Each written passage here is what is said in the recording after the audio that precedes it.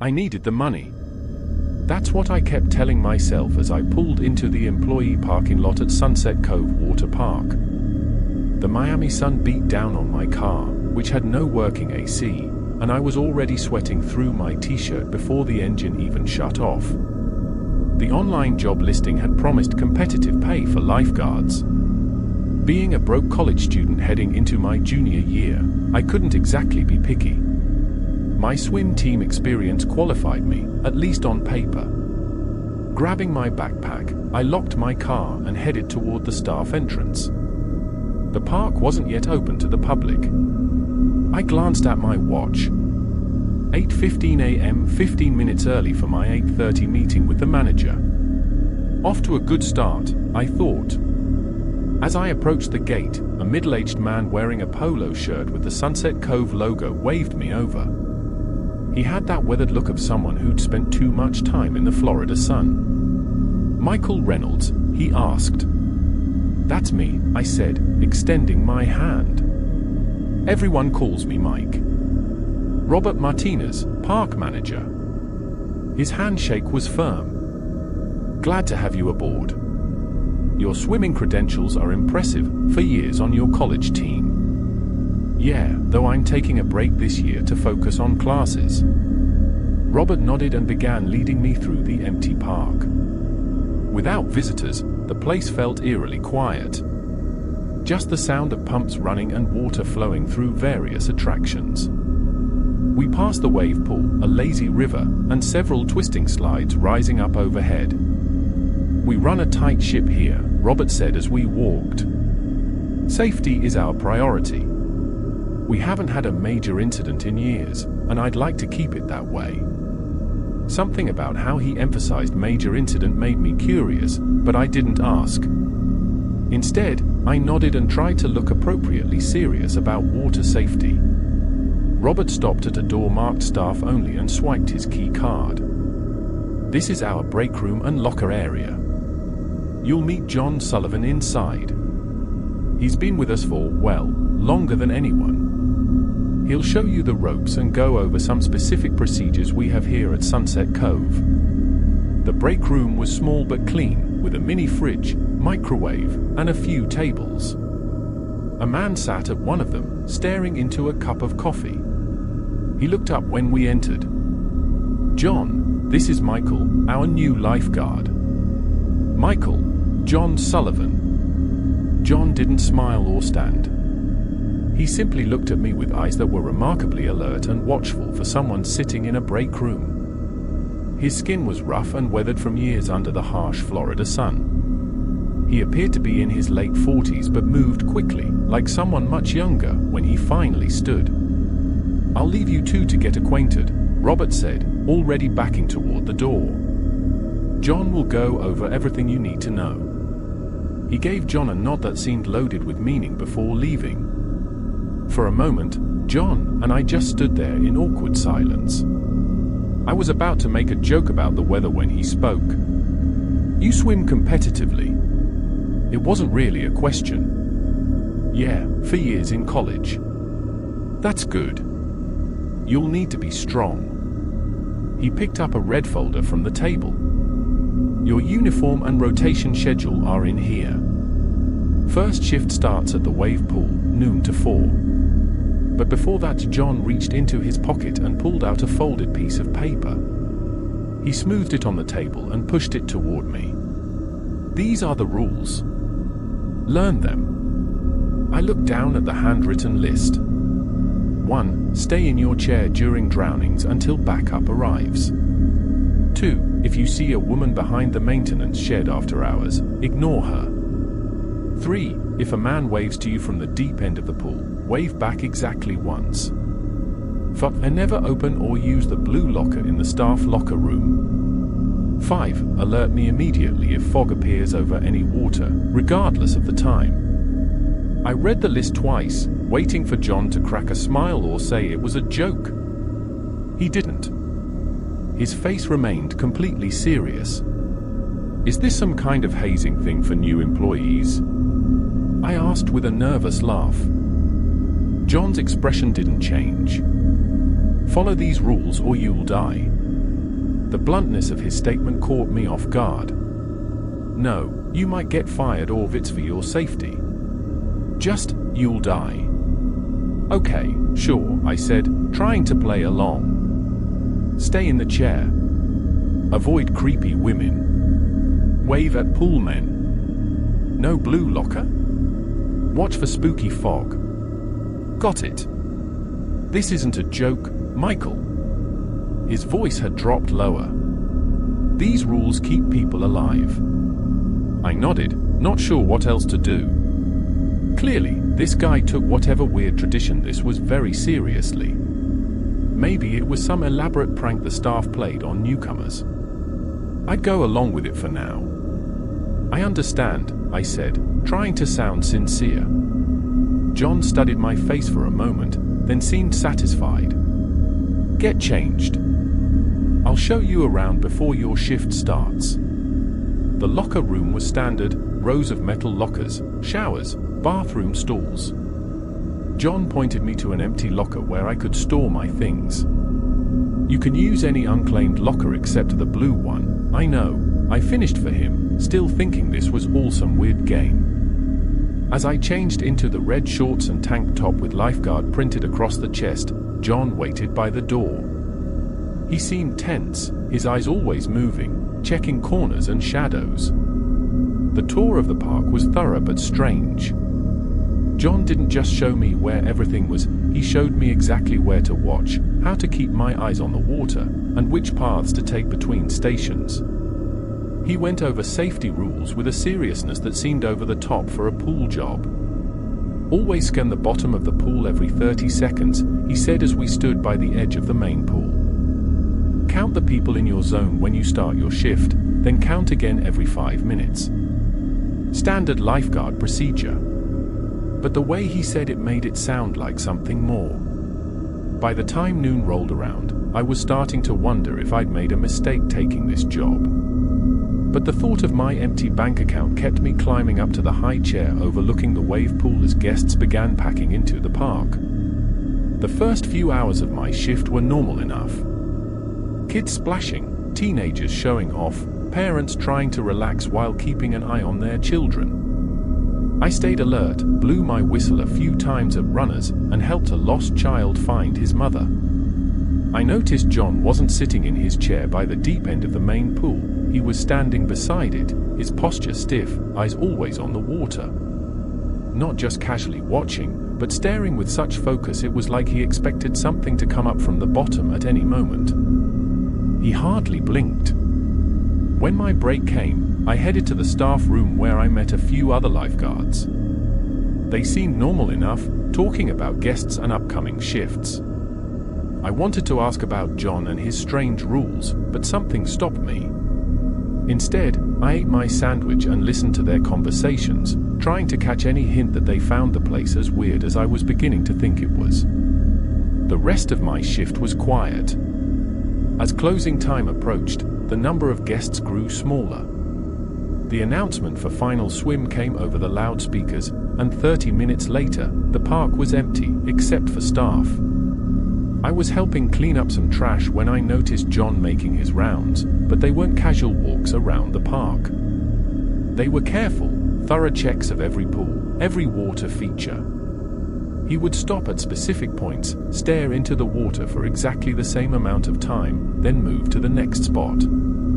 It looked less like an end-of-day inspection and more like some kind of strange ritual. When I finished my duties, I headed back to the locker room to change.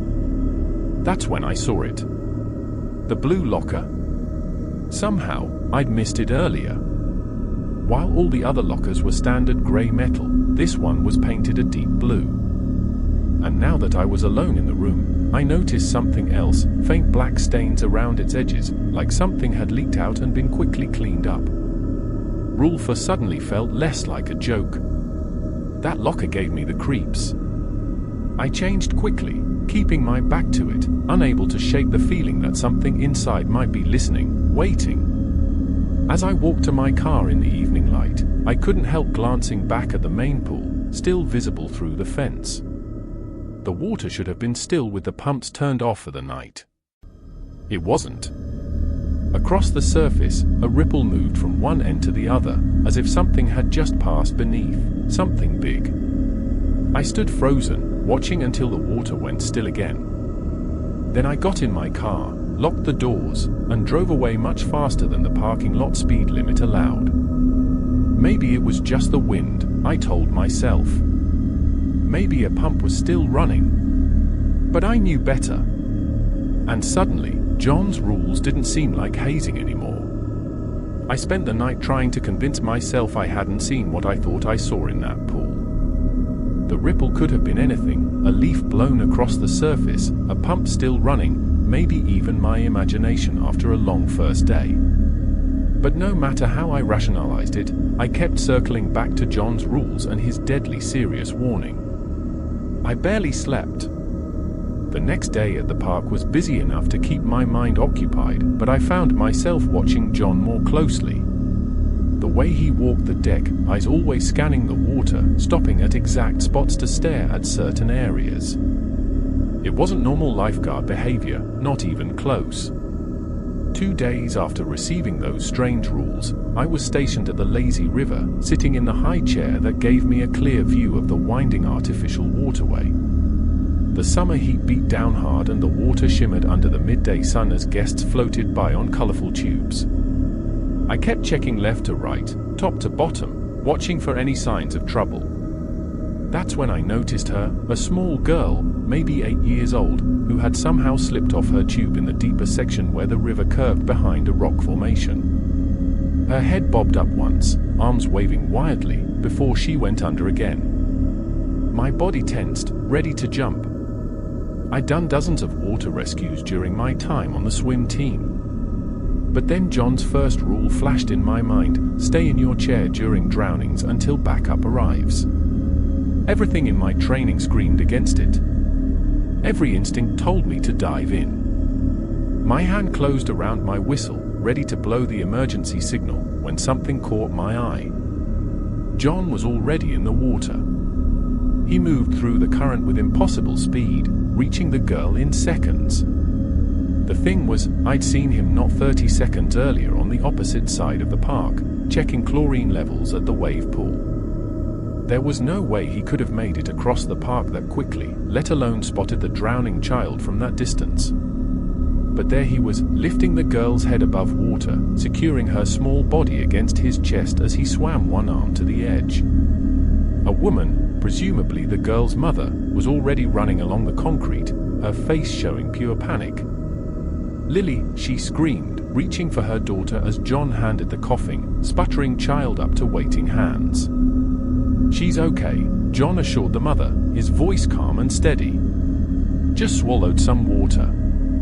Had the first aid station check her, but she'll be fine." The woman clutched her daughter tightly, tears streaming down her face. "Thank you." "Oh, God, thank you." I only looked away for a second. "It happens," John said, pulling himself out of the water. "She's safe now." As the mother carried her daughter toward the first aid station, guests around the lazy river were already returning to their tubes and floats, the brief emergency already fading from their minds. I climbed down from my chair once my replacement arrived for my scheduled break. John was toweling off nearby, seemingly unfazed by what had just happened. "How did you get to her so fast?" I asked, keeping my voice low. "You were at the wave pool." John looked at me, water still dripping from his leathery skin. "You stayed in your chair." "Good. But I was going to call for backup. She was drowning. Rule 1 exists for a reason." He draped the towel around his neck. "What would have happened if we both left our posts? Who would be watching the water?" It made sense from a safety protocol standpoint, but it didn't explain how he'd moved across the park so quickly or how he'd even seen the girl in trouble from that distance. "I was going to blow my whistle," I said. "Next time, do that first. But always stay in your chair until someone comes." He turned to walk away, then paused. "You're on closing shift tonight." I nodded. "Remember the rules," he said, his voice dropping lower. "All of them." The rest of the afternoon passed without incident. As evening approached, the crowds thinned, families packing up towels and sunscreen, heading for the exits. The park closed at 8 p.m., but employees stayed until 9 o'clock to clean and prepare for the next day. Darkness settled over Sunset Cove as I made my rounds, checking for lost items and making sure no guests had stayed behind. The underwater lights in the pools cast an eerie blue glow across the deck. Without the screams of children and the constant splashing, the park took on a completely different atmosphere. Quiet. Watchful. Waiting. I was near the competition pool when I heard it, a woman's voice, soft but clear in the evening stillness. "Help me, please. Someone." I turned toward the sound. It seemed to be coming from behind the maintenance shed, a small building tucked between the slides and the fence marking the park boundary. "Is someone there?" I called out, already walking in that direction. "The park is closed. Please, I'm hurt." As I rounded the corner of the shed, I saw her. A woman in a white bathing suit standing with her back partially turned toward me. Long wet hair hung down, hiding her face. Water pooled at her feet while the concrete around her was completely dry. Rule 2 popped into my mind: if you see a woman behind the maintenance shed after hours, ignore her. I stopped cold. Every instinct told me to help someone in distress, but John's warning, "Follow these rules or you'll die," stuck in my head. "I need help," the woman said, her voice somehow both distant and too close. She began to turn toward me, wet hair still covering her face. "Please don't leave me alone." It took everything I had to turn my back on her. Every step away felt wrong on a fundamental level. "Why won't you help me?" Her voice changed, taking on a desperate edge. "I know you can hear me." I kept walking, my heart pounding in my chest. "Don't leave me here." The scream that followed didn't sound fully human. It was too raw, too hollow, like it was coming from somewhere deep underwater. I walked faster, fighting the urge to run, to look back. The woman's pleas turned to sobbing, then to something that sounded like rage. Just as I reached the main pool deck, the sound stopped abruptly. The silence that followed was almost worse. "You did well." I nearly jumped out of my skin. John stood a few feet away, watching me with those two alert eyes. "Jesus, you scared me." "But you followed the rule," he said with a nod of approval. "Despite what you were feeling." That woman, I glanced back toward the maintenance shed. "Shouldn't we check if she's okay?" "She's not real." "Not anymore." John's gaze followed mine, his expression grim. "Whatever she is, she's been here since before I started." A chill ran through me despite the warm night air. "What do you mean, not real?" "Some things look human but aren't. That's all you need to know for now." He shifted his focus back to me. "The rules keep you safe from things most people never have to see." I wanted to ask more questions, but something in John's face told me I wouldn't get straight answers. Instead, I helped finish the closing tasks, constantly looking over my shoulder, feeling like someone was watching me from every shadow.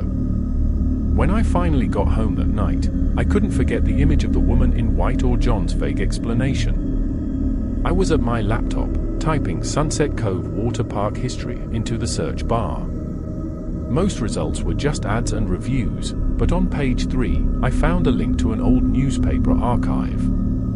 The article from 1978 described the park's construction. Local businessman William Sullivan breaks ground on new water attraction. There were concerns about building over the natural sinkhole that took 3 lives earlier this decade. I clicked through to related articles, finding brief mentions of 3 separate drowning incidents in 1975 and 1976 before the land was developed. 2 young men and a woman had drowned in the waters that had filled the sinkhole after heavy rains. The woman's name was Claire Mitchell. She was 23 years old when she drowned. The article mentioned she was last seen wearing a white swimsuit. I closed my laptop and sat in the darkness of my apartment. Sleep seemed impossible now. What had I gotten myself into? More importantly, what was I going to do about it? Quitting seemed like the obvious answer, but something told me it wouldn't be that simple. As I lay in bed, I kept seeing the pale woman behind the maintenance shed, hearing her inhuman scream. And underneath it all was the question I couldn't shake: how had John moved across the entire park in seconds to save that little girl? A week into working at Sunset Cove had changed me. I'd gone from laughing off John's rules to jumping at shadows and researching drownings from the 1970s. Meeting that woman in white really freaked me out. But like any broke college student who needed money, I kept showing up for my shifts. The Tuesday afternoon sun was hot on my shoulders as I watched over the main pool from my lifeguard chair. The heat brought out a good crowd, families splashing in the shallow end, teenagers showing off on the diving board, and a few adults swimming laps in their lanes. Just normal summer stuff at what seemed like a normal water park. I'd been scanning back and forth across my zone, just like John taught me. Left to right, top to bottom, checking the pool floor, then the surface, then the deck. The pattern had almost become relaxing. That's when I noticed something weird in the deep end. The water was moving strangely, not from swimmers or the filters, but from below. Circles spreading out from a spot where nobody was swimming. None of the guests seemed to notice. They kept splashing and laughing, not seeing what was happening. I leaned forward in my chair, trying to see better through the sun's reflection on the water. The circles grew larger, and then I saw it, a dark shape coming up slowly from the bottom of the pool. My throat went dry. I grabbed the arms of my chair, ready to blow my whistle, when the shape came close to the surface. It looked like a man with really pale skin, floating straight up and down in the water.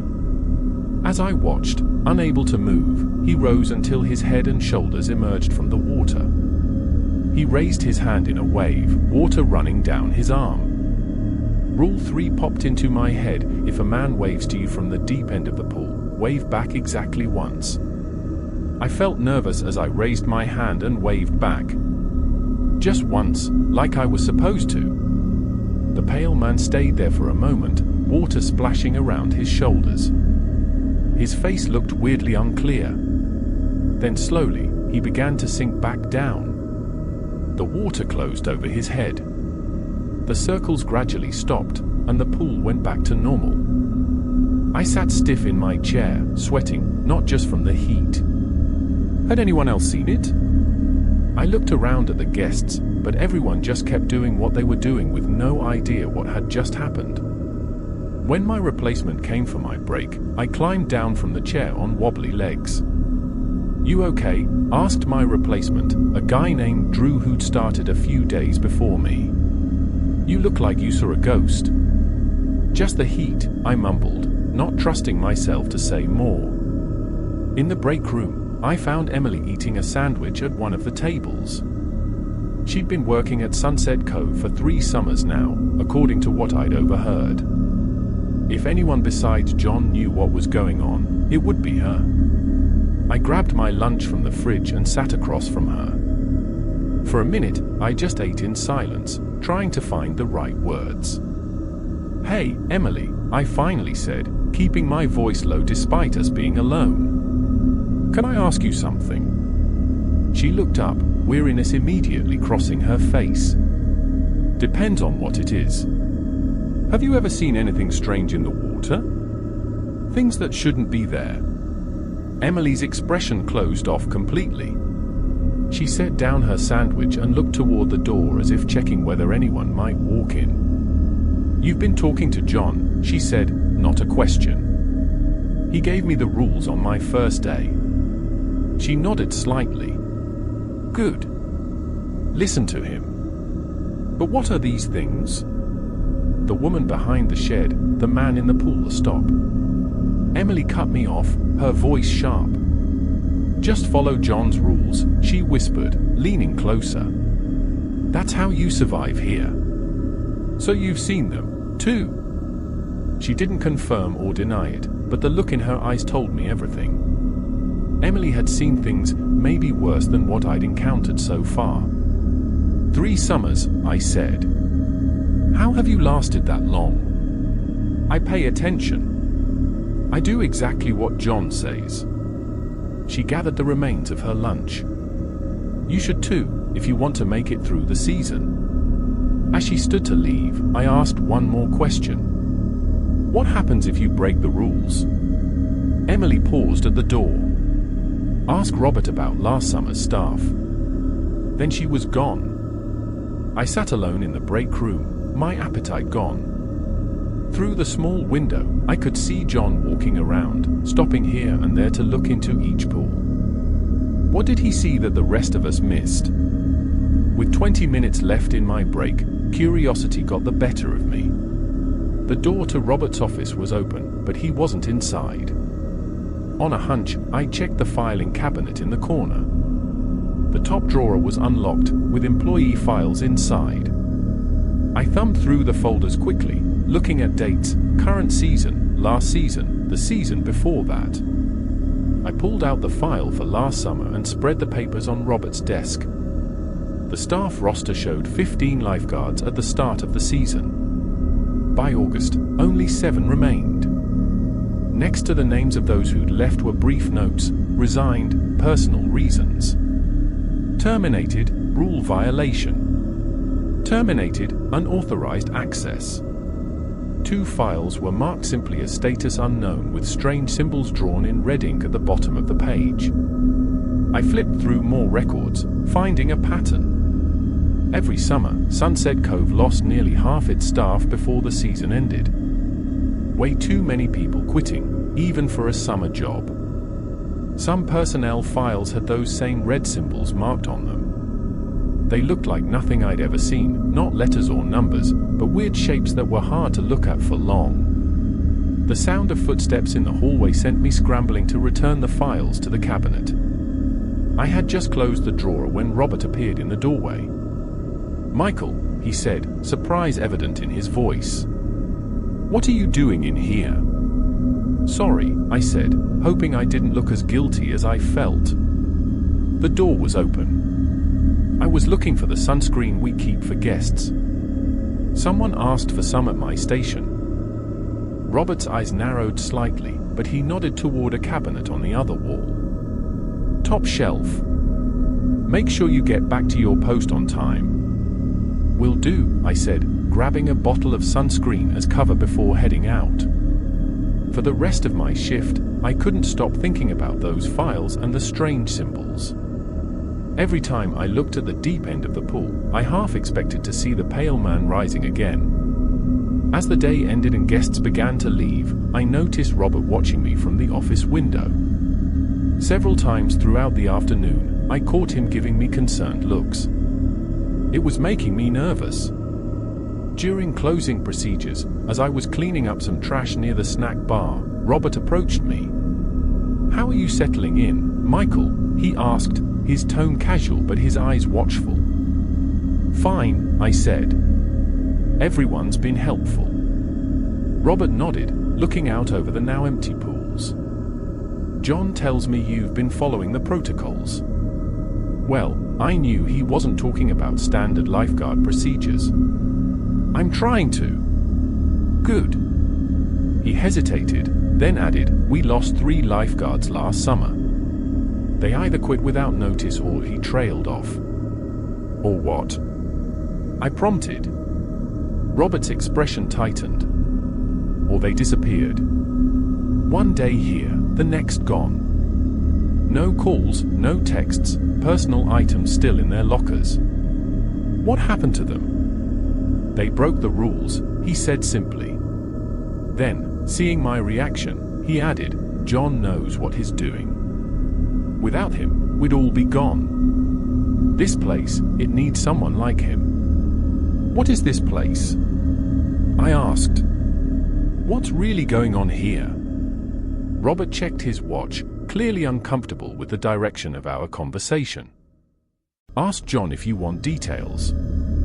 Just know that following his instructions isn't optional. It's survival. He left then, leaving me with more questions than answers. As I finished my closing duties, I looked around for John, but he seemed to have disappeared after his final rounds. The sun was setting as I walked to my car. I kept thinking about what Robert had said. People had disappeared here, not just quit, but vanished, and everyone talked about it like it was normal, expected even. I was halfway home when I stopped at a red light near the beach access road. As I waited for the light to change, something on the street corner caught my eye. A figure in white. My blood went cold. It was her, the woman from behind the maintenance shed. She stood perfectly still amid the moving pedestrians, her long wet hair partially obscuring her face. Even from this distance, I could see water pooling at her feet. I blinked, and she was gone. The car behind me honked as the light turned green. I drove on, gripping the steering wheel tightly. That night, lying in bed, I couldn't shake the feeling that I was being watched. The pale man in the pool, the woman in white now appearing outside the park, it was as if they were following me, learning about me. I thought about quitting. I should quit. Any sane person would walk away from whatever was happening at Sunset Cove. But as I stared at the ceiling, I realized I couldn't. Something about that place had its hooks in me now. Whether it was curiosity or something darker, I felt trapped, not just by my need for the paycheck, but by a growing obsession with understanding what lurked beneath the surface of those pools. I'd survived a week following John's rules. But how much longer could my luck hold out? And what would happen when the entities decided that simply watching me wasn't enough? 3 weeks into my job at Sunset Cove Water Park, I was getting used to the weird routine, watching the water, helping lost kids find their parents, and following John's mysterious rules that kept me alive. I'd seen the woman in white and the man who waved from the deep end. I'd done my research on the park's dark history. But nothing prepared me for what happened next. I pulled into the employee parking lot that morning and immediately noticed something wrong. For police cars were at the main entrance with their lights flashing. I felt nervous as I parked and rushed toward the staff entrance. Small groups of employees stood together, talking quietly. Robert was by the gate talking to 2 officers, looking worried. Before I could get close enough to hear what they were saying, John appeared beside me. "What's going on?" I asked. John looked toward the officers, then back at me. "Drew didn't go home last night. His roommate called it in." Drew, the part-time lifeguard who'd started a few days before me. Nice kid, always joking around in the break room. I'd covered his station a few times when he needed a break. "Did you tell him about the rules?" John asked suddenly, his voice dropping low. I shook my head. "No." I didn't think for John's face darkened. He went into the blue locker. Nothing left of him now. I felt cold, even though it was hot that morning. "How do you know?" "The locker was open this morning. And there's always residue." He didn't explain further, and I wasn't sure I wanted him to. Robert finished with the police and called us together. He explained that Drew hadn't returned home after his closing shift and that officers would be checking the premises. We would open as scheduled, but some areas might be temporarily closed for the investigation. As everyone headed to their stations, John grabbed my arm. "Be extra careful today," he warned. When something like this happens, the others get excited. "The others?" I asked. "The woman in white? The man in the pool?" John nodded once. "And worse things. They smell death." He left before I could ask anything else, leaving me with the awful image of Drew opening that blue locker after everyone had gone home. What had happened to him? What was inside that thing? The morning went by in a rush of whistles and applying sunscreen to kids. I was working at the wave pool, watching families splash and scream as the fake waves came in every 15 minutes. But I couldn't stop thinking about Drew and what John had said. After lunch, I switched to the kiddie pool, a shallow, colorful area with tiny slides and water sprays. It was usually an easy spot. Parents stayed close to their toddlers, and the water barely reached the kids' knees. I sat in the chair, scanning the water like John had taught me. That's when I saw it. Small strips of mist appearing just above the water. Not steam, the water wasn't heated, but thin curls of fog rising from the shallow pool. I blinked hard, thinking my eyes were playing tricks, but the mist was definitely there, getting thicker each second. Rule 5 hit me, alert John immediately if fog appears over any water. I grabbed the radio clip to my shorts. John, it's Michael. There's fog over the kiddie pool. The radio buzzed for a second before John's voice came through, tense and quick. Don't move. I'm coming. Within moments, John was running across the deck, moving faster than seemed possible for a man his age. When he saw the mist, now forming a layer over the kiddie pool, he yelled to the nearest staff, full evacuation. Now! Robert appeared beside him, took one look at the fog, and grabbed the microphone for the PA system. His voice boomed across the park, attention all guests. Due to an unexpected maintenance issue, Sunset Cove Water Park is closing immediately. Please make your way calmly to the exits, where you will receive a full refund or rain check. Other lifeguards began helping guests out of the pools and toward the exits. Parents grabbed confused children. Teenagers complained. But everyone moved. I stood from my chair, ready to help, but John grabbed my arm. Stay with me, he ordered. We need to contain it. The mist was spreading fast now, not just over the kiddie pool, but stretching toward the larger pools and water features. Within minutes, thick fog covered the entire aquatic area, cutting visibility to just a few feet. The air turned cold, raising goosebumps on my arms and legs even in the summer heat. Through the fog, I saw things moving. Tall, thin shadows sliding between the pools. They moved in a strange way, leaving no footprints on the wet concrete. What are those? I whispered, pointing. John didn't look. Don't acknowledge them. Don't speak to them. Don't even look at them directly. He reached into his pocket and pulled out something that caught the dim light. A small metal disc covered with symbols similar to those I had seen in the employee files. He pressed it into my palm. Hold this until the fog clears, he said. Don't let go of it, no matter what you see or hear. The amulet was warm on my skin, and it seemed to buzz with energy. John pulled out another one for himself, then started walking a specific pattern around the pool deck, stopping at certain spots to say words I couldn't understand.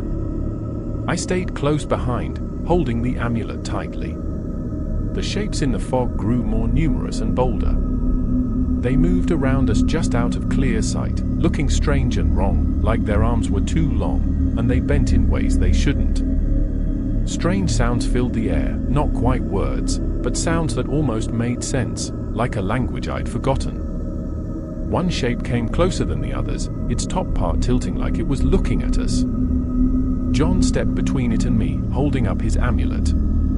The shape moved back, sliding into the thickest part of the fog.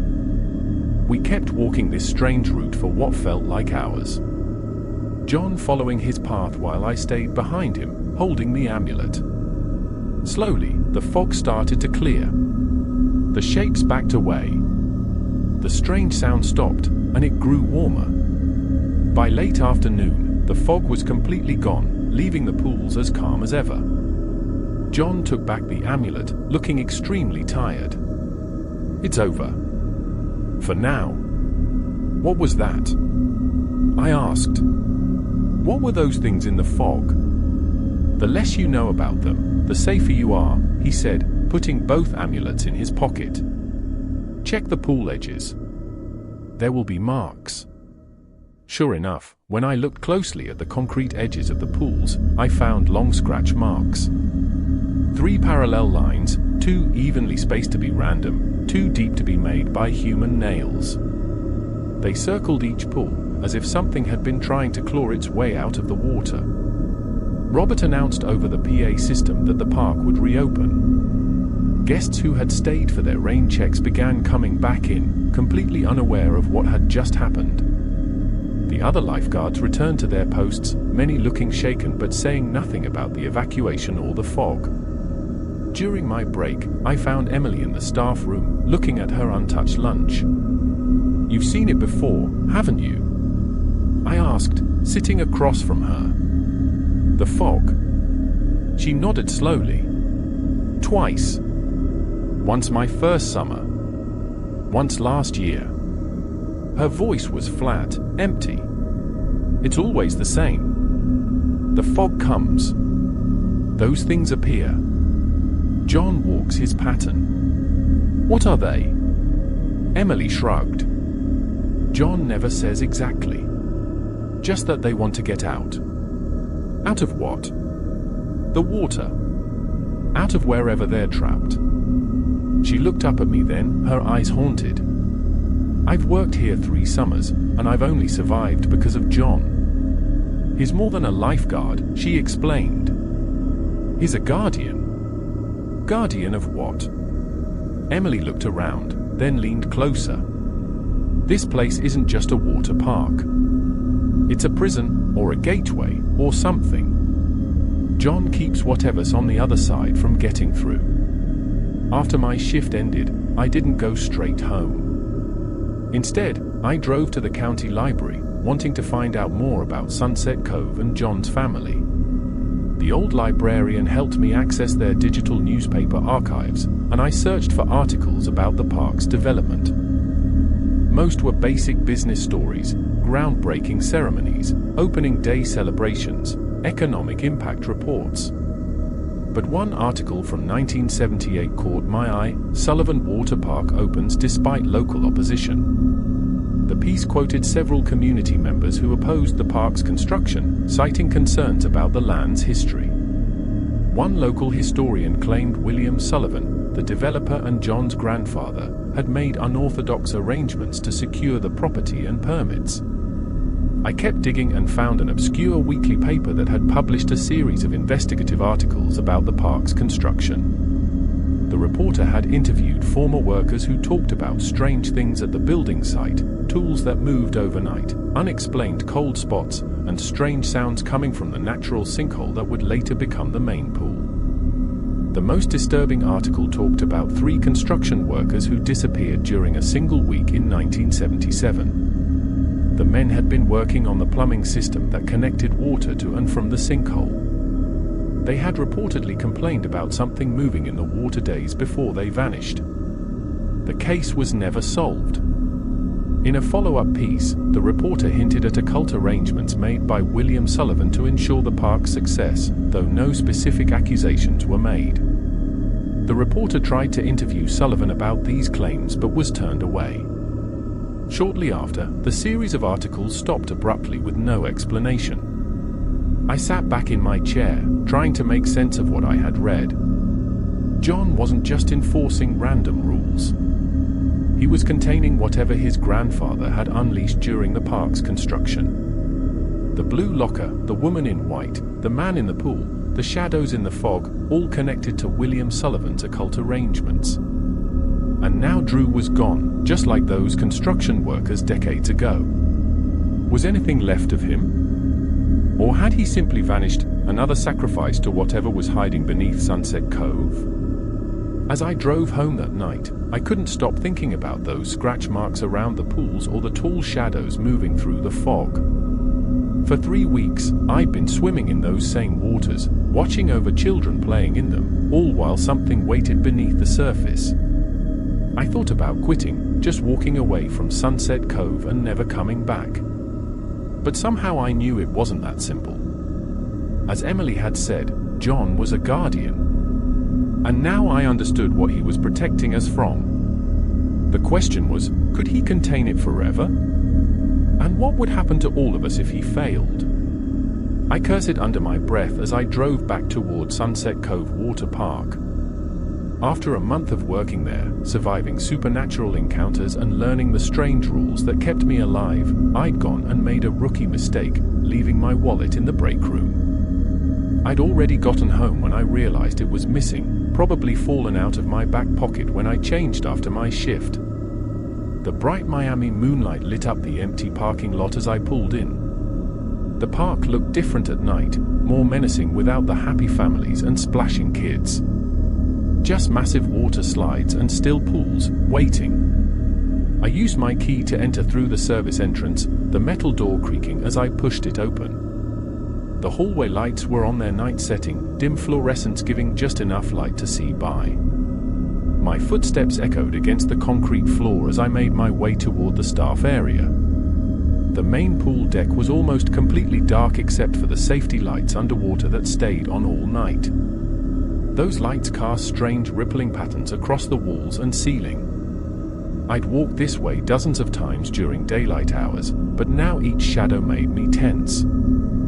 Something moved, and I froze. There was someone in the competition pool. The underwater lights revealed a person swimming laps with strong, steady strokes.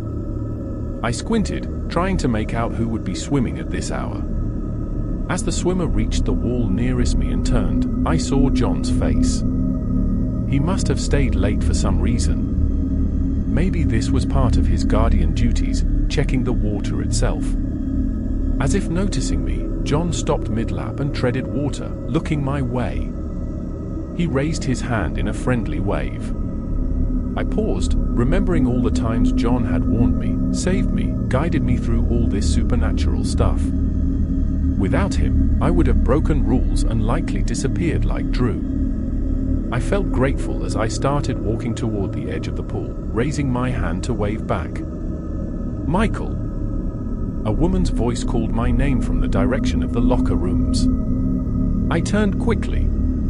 She stood about 20 feet away, the woman in white I'd seen behind the maintenance shed and later on the street corner. Except something was different. Her wet hair was pulled back from her face now, showing features that looked more human than I remembered. Her expression seemed concerned, even protective. "Michael, don't go to him," she pleaded, her voice gentle and urgent. "That's not John." I froze, caught between them. The John in the pool continued treading water, watching me, waiting for something. The woman took a cautious step forward. Water pooled at her feet, even though the concrete floor was dry. "What do you mean?" I asked, my voice barely above a whisper. "The real danger isn't me," she insisted, taking another step closer. "It never was. You've been told lies." My mind raced. John had always warned me about her. Rule 2 was explicitly about ignoring any woman behind the maintenance shed.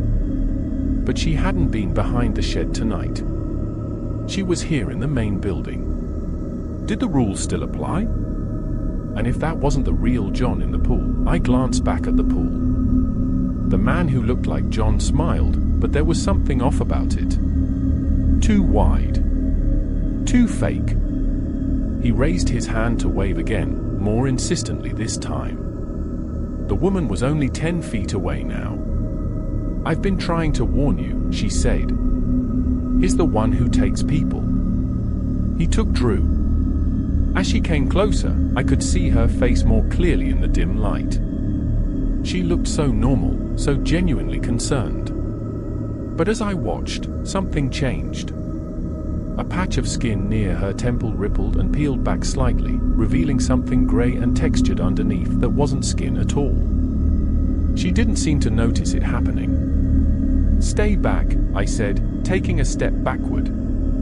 She kept coming, her expression still concerned, still human, except for that peeling patch that was growing larger. "Michael, please. You have to trust me. We don't have much time." Her jaw moved strangely as she spoke, as if the hinges were loosening. Something was very wrong. Suddenly, someone tackled me from behind and knocked me to the ground. I rolled over, ready to fight, and saw it was John, the real one, not the one in the pool. He looked like he was struggling. "Get up! Run!" he shouted, pulling me to my feet.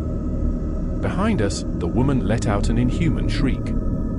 I looked back and saw her face splitting open, her jaw dropping far lower than any human anatomy would allow, revealing rows of needle-like teeth. The skin of her face continued peeling back like wet paper, showing the true creature beneath. At the same moment, the John thing in the pool rose partially out of the water.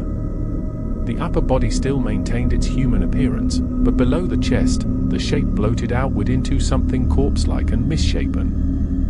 Its arms stretched as it pulled itself partly onto the pool deck, fingers extending into claw-like appendages. Both creatures shrieked in unison, a coordinated hunting call that made my blood freeze. "Move!" John yelled, dragging me toward the exit. We ran across the pool deck, the sound of wet, slapping footsteps close behind us. John pulled me through a side door I hadn't used before, slamming it shut and jamming a mop handle through the handles. "That won't hold them long," he gasped, already moving again. "We need to get outside the main building." "What the hell were those things?" I panted as we ran down a dark maintenance corridor. "They work together," John said between labored breaths. "Always have. One in the water, one on land. They need your permission to take you, a wave, a response, anything." We burst through another door into the staff parking area. John didn't stop until we reached my car. "Get in," he ordered. "Start it up." I fumbled with my keys, hands shaking. "My wallet, forget it," John snapped.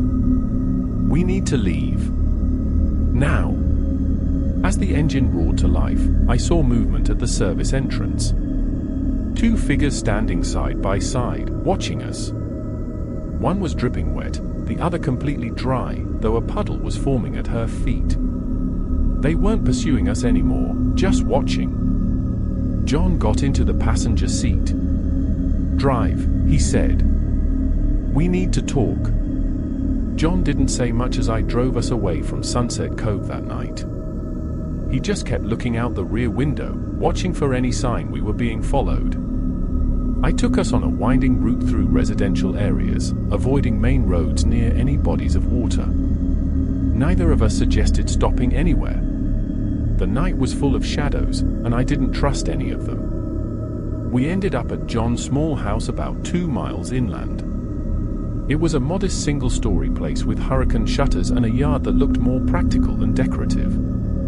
He invited me in, but I declined, too shaken to do anything but go home and try to process what had happened. "Meet me tomorrow at Rose's Diner off Highway 41, he said before getting out. 9 a.m. I'll explain everything. I barely slept that night. Every time I closed my eyes, I saw that woman's face peeling away, revealing the thing underneath. I saw the not John rising from the pool, its body distorted and wrong. By the time my alarm went off, I'd maybe gotten 3 hours of broken sleep. Rose's Diner was an old-school place with vinyl booths and waitresses who called everyone honey. It sat almost 20 miles from Sunset Cove, which seemed intentional. John was already there when I arrived, sitting in a corner booth far from windows or other customers. 2 coffee cups sat on the table, one in front of him and one at the empty spot across. I slid into the booth, the seat squeaking under me. John looked as tired as I felt, with dark circles under his eyes and a tight expression that showed he hadn't slept either. "You came," he said, sounding a little surprised. "You said you'd explain everything." I wrapped my hands around the coffee mug, grateful for its warmth. "After what I saw last night, I need answers." The waitress came by to refill our cups and take our orders. John asked for eggs and toast. I went with pancakes. Neither of us was actually hungry, but ordering food gave us an excuse to stay. When she left, John took a long drink of his coffee and set the mug down. What do you know about boundaries? Like property lines. Like the boundaries between worlds. He leaned forward, voice dropping lower. Most places, the boundary is solid. Here and there stay separate. But some locations, they're like thin spots in fabric. Worlds press against each other. I thought about the things I'd seen at Sunset Cove over the past month. And the water park is one of those places. John nodded. The original spot, the sinkhole where those people drowned in the 70s, it's a junction point. A place where our world and something else come close enough to touch. The waitress brought our food, and we stopped talking for a moment. When she left, John continued explaining as he cut up his eggs. My grandfather discovered it in the 50s. He was a developer looking for cheap land, but he was also interested in other things. Occult things. He recognized what that sinkhole was. So, he built a water park on top of it. That seems like a bad idea. John pushed his eggs around his plate. Not if your goal is containment. Water has power. It can act as a conduit or a barrier, depending on how it's used. My grandfather designed the entire park as a containment system for the things in the water. And that woman. For everything that can slip through from the other side. The pool man, the woman in white, they're just the most persistent. There are others. You saw some during the fog event. I hadn't touched my pancakes. The syrup was congealing around them, forming a sticky moat. What are they? I don't know what they were originally. Things that died wrong. Maybe things that never lived in our sense of the word. They want to be here, in our world. They want bodies, experiences, lives. John looked up from his plate. They want to be real. A shiver ran through me as I remembered what John had told me about the woman behind the maintenance shed. She's not real anymore. The rules aren't random, John continued. They're a binding contract, a set of limitations that contain their influence. As long as we follow the rules, they can only do certain things in certain ways. Break the rules, and you give them permission to take you. Like Drew, I said quietly. John nodded, his expression grim. He broke Rule 4. Opened the blue locker. What's in there? Nothing you want to see. John pushed his plate away, having eaten maybe 3 bites. It's a direct access point. A door that shouldn't be opened. I tried to imagine Drew's last moments alone in the locker room, curious about what was behind that blue door. Maybe thinking the rules were just a prank on the new guy. Opening it and finding, what? A void? A monster? Or nothing at all until it was too late. Why tell employees the rules without explaining the reasons? Wouldn't people be more careful if they knew the truth? Would you have believed me on your first day? John asked. If I told you about entities from another reality living in our pools, or would you have quit on the spot? Or worse, stayed but thought I was crazy and ignored the rules? He had a point. I wouldn't have believed any of it without seeing it for myself. But that didn't mean the current system was working. Those symbols in the employee files, the ones on the status unknown cases, they match your tattoo, don't they? John's hand moved unconsciously to his left forearm, covered by his long-sleeved shirt. Yes. Show me. After pausing for a second, John rolled up his sleeve.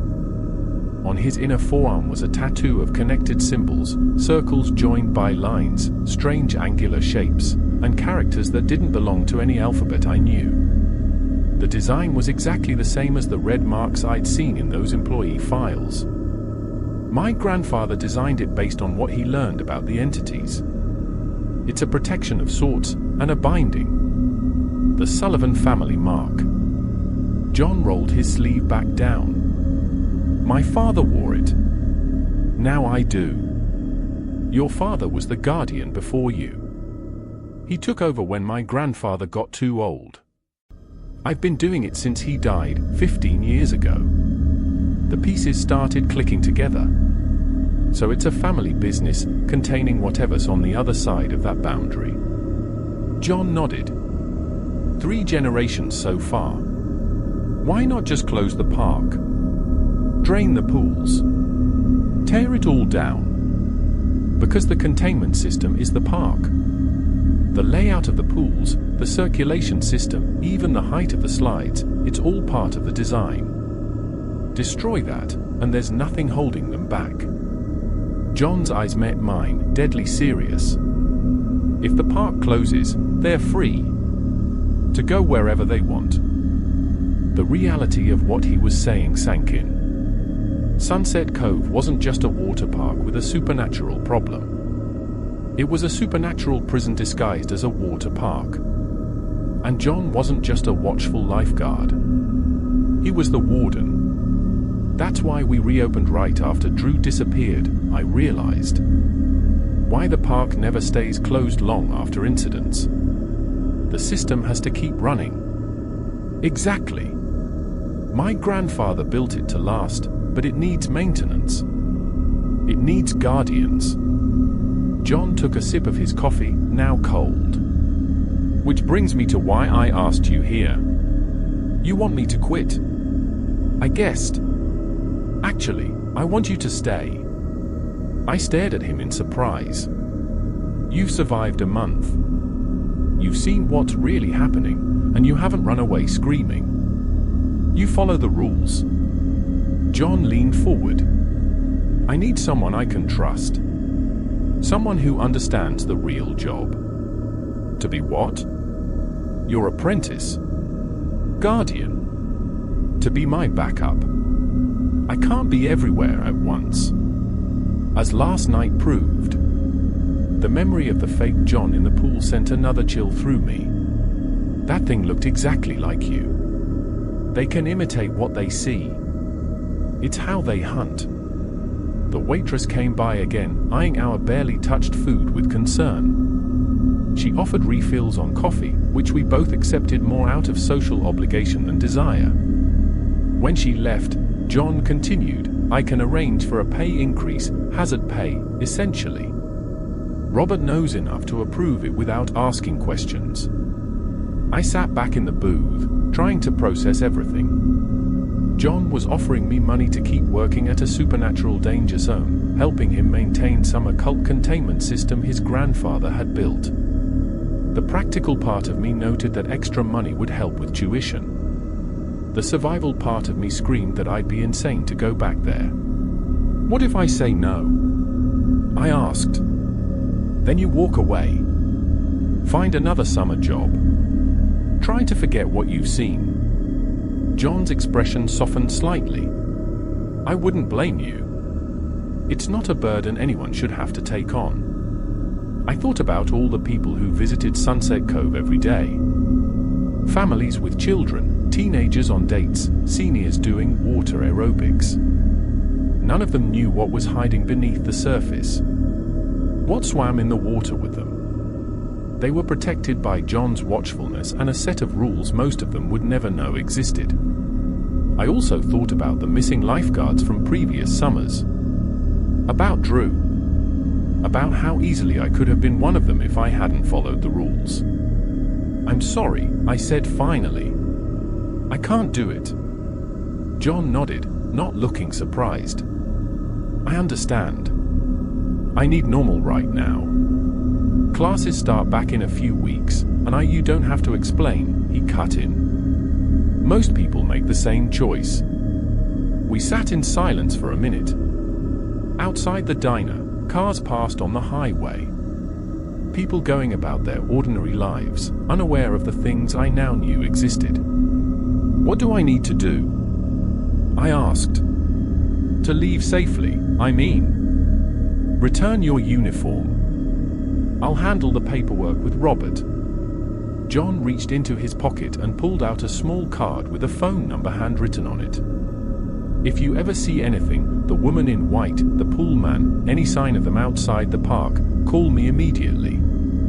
I took the card and put it in my wallet, trying not to think about how I'd left my actual wallet at the park last night. The very thing that had nearly gotten me killed. "There's one more thing," John added, his voice grave. "Never go back to any body of water associated with the park. Not the pools, not the beach access points nearby, not even the drainage canals that connect to our system. You think they'd find me? I know they would. They've seen you now. They'll remember." His eyes held mine, making sure I understood. They don't give up once they've chosen a target. An hour later, I was back at Sunset Cove, but I didn't go inside. John had texted Robert, who brought my things out to the parking lot, my wallet, a few personal items from my locker, and my final paycheck. "Sorry to see you go," Robert said, not quite meeting my eyes. He knew why I was leaving, even if we didn't speak of it directly. "You were a good lifeguard." "Thanks for the opportunity," I replied, the formality of the exchange almost comical given what we both knew. I handed over my lifeguard whistle, just a simple object that represented a summer job that had turned into a nightmare. As I drove away from Sunset Cove Water Park for the final time, I kept checking my rearview mirror, half expecting to see the woman in white standing in the road behind me or the weird figure of the pool man rising from a drainage ditch. But the road stayed empty, the day bright and normal. That night, I started writing everything down, all I'd seen, all I'd learned, the rules that had kept me alive. Maybe it was therapy, a way to process the insanity of the past month. Maybe it was a warning, though I wasn't sure who I was warning or how they'd ever find my account.